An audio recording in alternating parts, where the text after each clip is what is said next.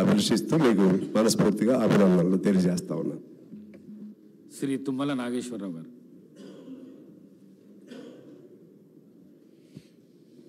అధ్యక్ష, గౌరవ శాసనసభ అధ్యక్షులుగా ఎన్నికైనటువంటి మీకు అభినందనలు తెలియజేస్తూ, ముఖ్యంగా పెద్దలు చెప్పినటువంటి అంశాలతో పాటు శాసనసభ గౌరవ మర్యాదలు, దీని యొక్క ఔన్నత్యం, దీని యొక్క ప్రాశస్త్యం, దీని యొక్క అవసరం రాష్ట్ర సమస్యల పట్ల, ప్రజల సమస్యల పట్ల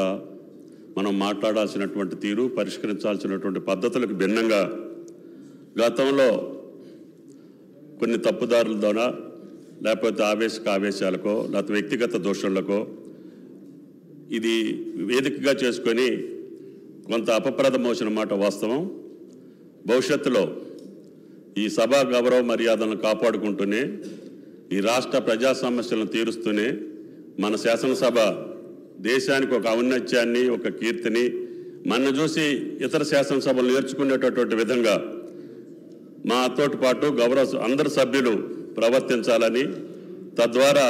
మన సభకు ఔన్నత్యాన్ని, గౌరవాన్ని ఆపాదించేటట్టుగా మీకు ఆ భగవంతుడు శక్తినివ్వాలని చెప్పి దేవుని